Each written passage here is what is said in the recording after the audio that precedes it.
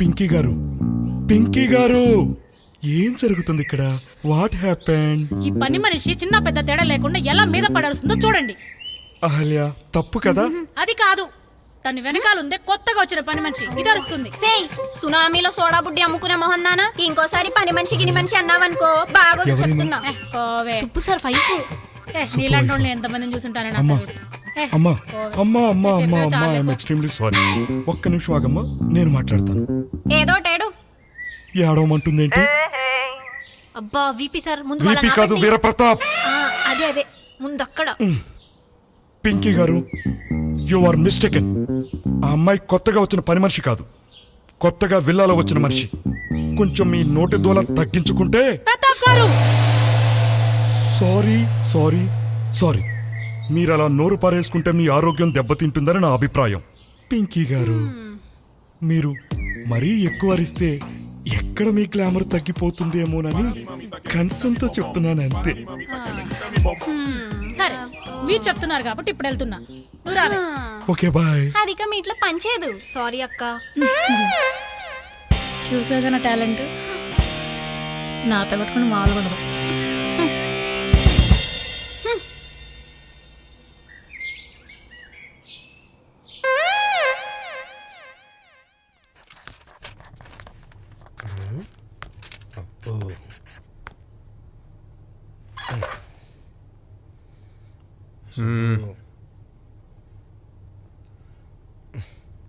సుబ్బు సుబ్బు, ఏంట్రా? తొందరగా కానీరా, వెళ్ళిపోదాము. 2 minutes.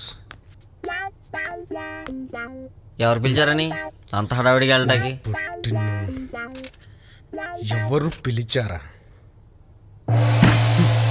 ఆదివారం అమృత, సోమవారం సంగీత, మంగళవారం మధుశాల, బుధవారం బాలాజీ, గురువారం గాయత్రి, శుక్రవారం షెర్లాక్, శనివారం సవేరా. ఇలా ప్రతిరోజు రాత్రి 8 అవ్వగానే మమ్మల్ని పిలుస్తూనే ఉంటారు సార్. ఎవర్రా వీళ్ళంతా? సార్, అది హైదరాబాద్లో బార్ అండ్ రెస్టారెంట్ పేర్లు సార్. ఇవన్నీ మీకు తెలియదులేండి, ఎందుకంటే డైలీ ఆ టైంకి మీరు బాస్ దగ్గర భయం చేసుకుంటూ ఉంటారుగా. ఈ నెల చేసింది నువ్వేరా?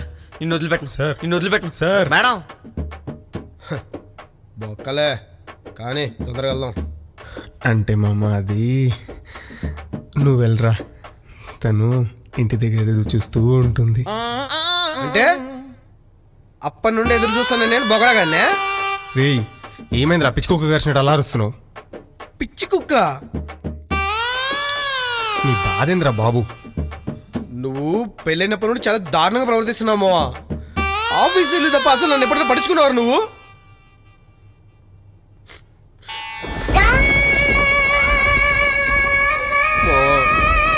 ఏంటి? మా మనసుకు చాలా బాధగా ఉంటుందిరా. షేర్ చేసుకుందాం అంటే పక్కన నువ్వు కూడా ఉండట్లా. ఇప్పుడు ఏంది, నీకు మందు కావాలా? చే, నేను మరీ అంత చీప్ నా కొడుకుని కాదు. మరి అందుకు డబ్బులు చాలు.